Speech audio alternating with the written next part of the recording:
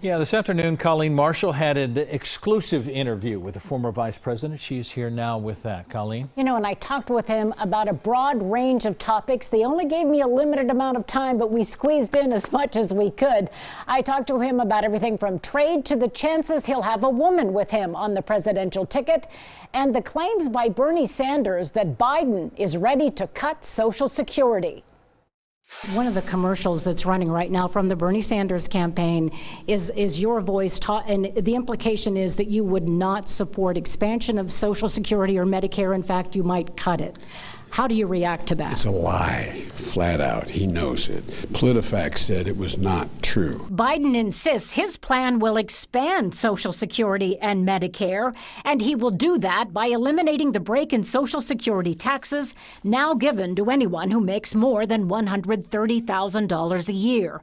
He will eliminate that cap and says everyone will have to pay the same 6.5% tax. And that's going to do two things. Allow us to increase payments for Social Security, number one, beneficiaries, and it's going to guarantee that it's there for my children and my grandchildren because we'll be fully funded. And Bernie doesn't have much of a plan that I've seen, but maybe he does. And Bernie's Medicare for All is going to end up causing Medicare to be cut in terms of the present Medicare payments that are going out to people. I mean, where are you going to find $3.5 trillion a year to do this? So I'm anxious to debate this with Bernie. He says he is also eager to debate Donald Trump if and when he wins his party's nomination. Give me a percentage, the chances that there would be a woman on the ticket with you. Very high. Look, his presumption, I know you won't, but if I give a percentage, and then they're going to say, Biden's being awfully presumptuous, because then I'll get hit with that. Because when I got in the race, well, Biden thinks he's entitled because he's vice president, and Biden now thinks he has the nomination fight is not over. We have a big night tonight, and we'll have a big night next Tuesday. And that's going to determine, I think, a lot about what happens. And if you spend any time on social media, and certainly if you read the president's tweets, you will see that questions are being raised about Biden's age and his mental faculties.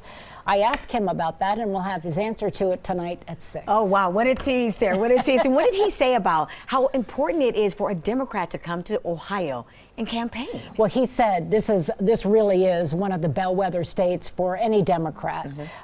For one thing, it's a roadblock to any Republican. As you know, no Republican has ever made it to the White House without Ohio. And with the loss of jobs in Lordstown, the manufacturing jobs, some of the trade deals for farmers, I think they think that even though this was certainly Trump country 4 years ago, it could be in play this year. What Tonight is big. Next Tuesday is very big here in Ohio. What a get. Next Tuesday, Ohio is the state to try to win. And I love the touching the elbows because of the coronavirus. And now, of course, the big news that they've canceled the rallies tonight. Everyone on his staff that we met, even before he got there, was kind of instructed to do that. Yeah. All right. Good deal. Great Thank job, you. Colleen. All right. NBC4 is getting you ready for Election Day with a special extended edition of NBC4's The Spectrum that happens Sunday morning. See Colleen's full interview with Joe Biden, hear from nearly a dozen candidates running for Congress in Central Ohio, and the all-star round previews. A busy, busy Election Day. We hope you'll join us this Sunday morning at 10 o'clock, followed by Meet the Press at 11. It's all happening right here on NBC4.